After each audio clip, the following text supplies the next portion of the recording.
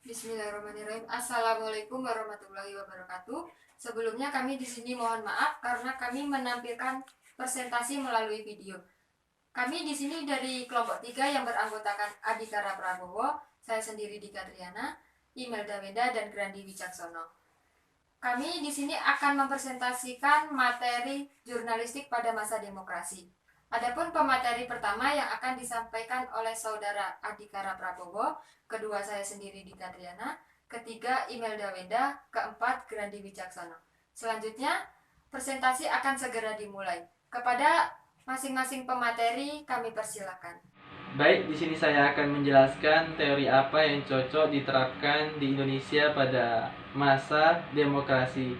Adapun di sini kami dari kelompok 3 berpendapat bahwasanya di Indonesia pada saat demokrasi menerapkan teori responsibility compact, yaitu sama saja dengan teori tanggung jawab sosial, yang mana media massa itu khususnya televisi, radio, dan yang lain sebagainya itu adalah frekuensinya milik publik. Nah, bila digunakan oleh partai politik atau seseorang, maka itu sudah dianggap melanggar aturan-aturan atau norma-norma yang berlaku di Indonesia. Untuk penjelasan lebih lanjutnya, dalam teori ini berarti menandakan dalam menyebarkan informasi, maka jurnalistik tersebut atau media massa tersebut itu bersifat secara umum, sepenuhnya adalah milik publik. Nah, dalam menyebarkan informasi juga memiliki aturan-aturan, yaitu tidak boleh menyebarkan berita bohong, menyebarkan berita hoax, atau seperti menyebarkan fitnah atau kabar-kabar yang tidak valid, tidak aktual, itu dilarang.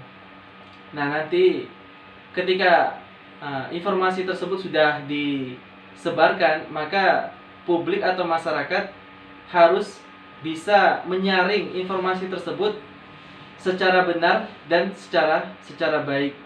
Nah, apabila media massa ini digunakan untuk partai politik saja, digunakan untuk seseorang saja atau golongan tertentu, maka ini sudah dianggap melanggar aturan-aturan atau norma-norma yang ada di Indonesia. Baik, pertama saya akan menjelaskan tentang jurnalistik pada masa demokrasi. Jurnalistik pada masa demokrasi terbagi menjadi 3, yaitu yang pertama yaitu pada era demokrasi liberal pada tahun 1949 hingga tahun 1959, dan yang kedua yaitu era demokrasi terpimpin, yaitu pada tahun 1960 hingga tahun 1965, dan yang ketiga yaitu di era demokrasi Pancasila, yaitu pada tahun 1966 hingga tahun 1998. Nah, yang pertama di sini saya akan menjelaskan tentang demokrasi di masa era demokrasi liberal. Nah, di era demokrasi liberal, landasan kemerdekaan adalah Konstitusi Republik Indonesia Serikat dan Undang-Undang Dasar. Nah, pada masa itu ada Undang-Undang Dasar yang menyatakan bahwasanya kebebasan pers atau kemerdekaan pers itu sangatlah bebas, yang menyatakan semua orang berhak berpendapat dan mengeluarkan pendapatnya sebebas mungkin. Lanjut ke era demokrasi terpimpin. Nah, beberapa hari setelah dekret presiden dikeluarkan, yang mana isinya kembali lagi ke Undang-Undang Dasar 1945, nah maka tindakan penekanan pers itu akan dilakukan, seperti penutupan surat kabar, lalu kantor-kantor berita Indonesia, dan yang lain sebagainya. Nah, para wartawan pada saat demokrasi terpimpin itu harus memihak pada pemerintah dan mengambil alih untuk percetakan. Itu pada masa demokrasi terpimpin. Lanjut ke masa demokrasi Pancasila. di masa demokrasi Pancasila memasuki orde baru. Ini memasuki orde baru yang mana terlihat nuansa kebebasan lagi. Terlihat nuansa kebebasan, pembaharuan media pers, dan keterbukaan berpendapat. Nah, tetapi dalam hal ini diatur oleh Sidang MPR tahun 1966. Jadi walaupun menyatakan kebebasan berpendapat, lalu adanya pembaharuan dalam media pers, tapi ada aturannya mengikuti sidang MPR tersebut. Baik, saya di sini akan menjelaskan tentang eksistensi jurnalistik media sosial di masa demokrasi. Jurnalistik akan tetap ada ketika memasuki era media sosial pada saat ini. Tentunya masyarakat atau warga sekitar sudah tidak asing lagi dengan adanya handphone genggam, internet, dan media sosial lainnya.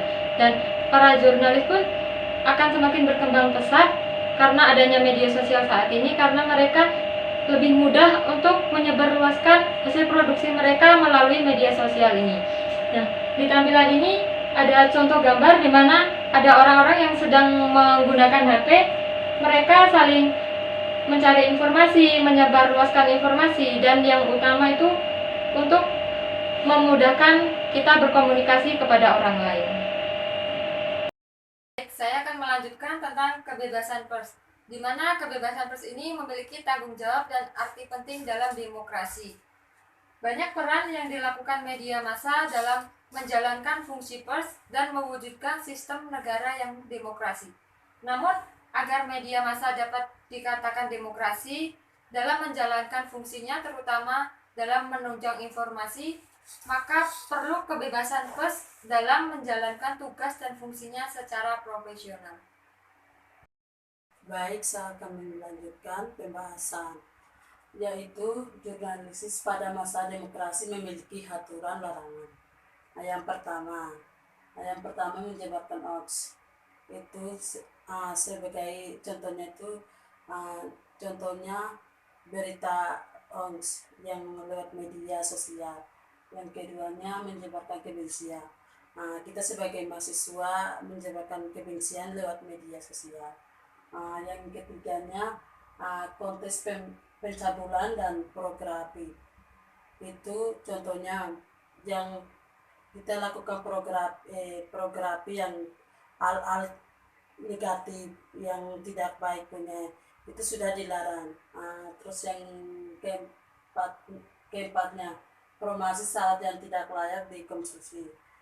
Itu pada saat sedang berlangsung materi belajar di kelas itu dilarang konsumsi untuk makan atau minum. Yang kelimanya melakukan fitnah itu kita sebagai mahasiswa tidak boleh fitnah orang sembarangan, dan mencermarkan nama baik. Kita sebagai mahasiswa tidak boleh mencermarkan nama baik orang. Yang keenamnya jangan membocorkan rahasia negara yang dapat membahayakan. Rahasia negara itu hak negara, bukan hak kita. Yang mereka lakukan rahasia-rahasia itu hak mereka. Saya ingin menyimpulkan tentang jurnalistik. Awal mula lahir jurnalistik dulu di sekitar 100-44 SN di Romawi. Dulu dipemerintahi oleh Julius Caesar. Julius Caesar terdapat forum Romanum atau papan tulis putih,